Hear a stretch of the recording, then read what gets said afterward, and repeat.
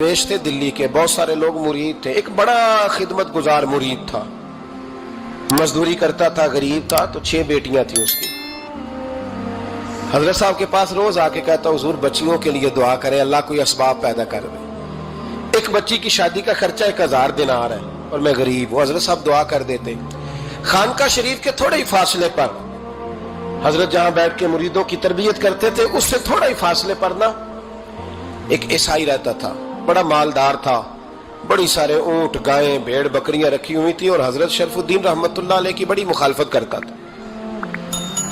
और ये जो आपका गरीब मुरीद था, ये उसका पड़ोसी था। एक दिन बुला के ना उनको कहने लगा कि तू किधर जाके जो है वो टकरे मार रहा है, वहां से कुछ नहीं मिलने वाला। वो तुझे क्या देंगे जिनकी खानका खुद चंदे पे चलती है, मदरसा चंदे पे चलता है, मस्जिद चंदे पे चलती है। तेरी बेटी का मामला कहां हल होगा? तो उस दरवेश ने कहा कि तू मेरे पीर को नहीं जानता, तू अजय मेरा महबूब नहीं डिठा, तो पता नहीं ना, तू इस रास्ते का मुसाफिर नहीं, तू नहीं जानता। उनका बस चले ना तो वो हर कीमत में मेरी बेटियों की शादी करा दे। अब वो ईसाई था, कहने लगा अच्छा चलो ठीक है, अगर इतनी बात है ना तो जाओ उनसे जाके कह दो कि 6 साल के लिए मेरे साथ मुआहदा कर लें, तो मेरे जानवरों को चारा डाल दिया करे, 6 साल ड्यूटी करे, मैं 6000 दिनार दे देता हूं। वो मेरे साथ 6 साल मेरे जानवरों को चारा डाले, रखते हैं ना अब चारा डालने के लिए एडवांस पैसे दे के। अब तो लोग उन्हें भी गुलाम ही बना लेते हैं, बड़ी थोड़ी तनख्वाह देते हैं, जुल्म करते हैं, पूरा मुआवजा नहीं देते।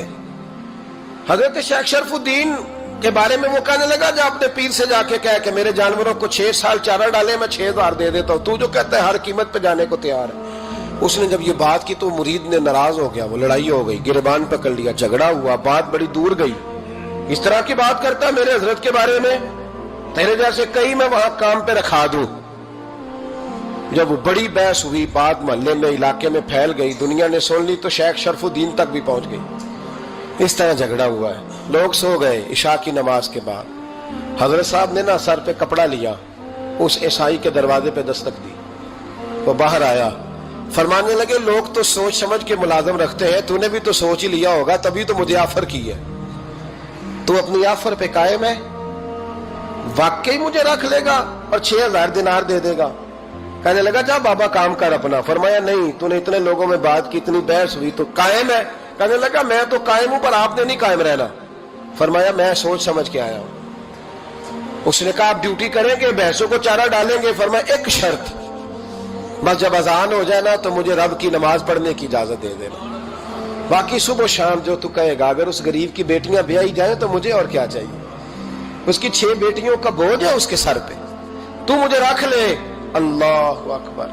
वो कहने लगा चले पे मेरे साथ खते बंदगी कर ले, आजकल हम स्टाम करते हैं, उस जमाने में खते बंदगी होता था, गुलामी का खत।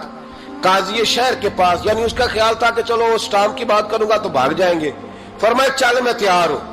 काजी तक गए, तय हो गया, 6000 दिनार दे दिए। हजरत ने मुरीद को बुलाया, फरमाया पुत्र ये ले जा मेरी बेटियों को रवाना कर दे। कहने लगा हुजूर ये क्या कर रहे हो आप, कुछ सोचें। फरमाया यार जब तुझे बेटा बना लिया तो फिर मेरी पोतियां तो लगती हैं ना, मेरा हक तो बनता है ना, जाके ड्यूटी कर, उनको ब्याह दे। बात फैल गई। बादशाह भी अकीदतमंद था, वो 12000 दिनार लेके पहुंचा। क्या बताऊं इन रब के बंदों का दिल कैसा होता है, क्या दर्द होता है, क्या रंग। 12000 दिनार लेके बादशाह आया और आके हजरत को पेश किए, का हुजूर आप दें इस ईसाई को डबल दें और जाए काम करें। आप फरमाने लगे तू पैसे दे, शर्तें ना लगा, मेरा जहां दिल करेगा मैं खर्च करूंगा, मुझे तो मजा ही अब आने लगा है, अभी तो लुत्फ आ रहा है, अभी तो जायका आया है कुछ करने का, पैसे देने हैं तो दे, पाबंदी ना लगा, जहां मेरा दिल करेगा मैं। उसने कहा हुजूर ठीक है रख ले। हजरत ने फजर मस्जिद में पढ़ी, जेब में 12000 दिनार थे, ऐलान फरमाया भी किसी और की बेटी भी बैठी है तो पैसे मेरे पास है। वो 12000 दिनार भी बांट दिया और 12000 दिनार बांट के ना तो फिर चले गए खेत में चारा काटने। उस ईसाई को किसी ने बतलाया कि उनके पास तो 12000 आया है, पर तुझसे जान नहीं छुड़ाई उन्होंने। वादा ये हुआ था कि 6 देंगे तो जाएंगे, जब तक देंगे नहीं तेरे घर में काम करेंगे। वो ना चारा काट रहे थे, हजरत साहब तो वहां पहुंच गया, दूर जाके खड़ा हो गया, कहने लगा बाबा پہلے تو میں نے مسلمانوں کے اخلاق سنے تھے، اب تو میں نے دیکھ بھی لیے، پر یہ بتا جب 12,000 آیا تھا جان کیوں نہیں چھڑائی؟ تو حضرت چارہ کاٹتے کاٹتے رو پڑے، فرمانے لگے تو نہیں نہ جانتا یہ بیٹیاں سانجھی ہوتی ہیں، پتہ نہیں نا، میرے رسول پاک نے تو حاتم تائی کی بیٹی کے سر پہ کپڑا رکھ کے کہا تھا بیٹیاں برابر ہوتی ہیں، تو یہ نہیں پتا جب اس کی 6 بیٹیوں کی شادی ہوئی ہے میرے اندر روحانیت کتنی بڑی ہے۔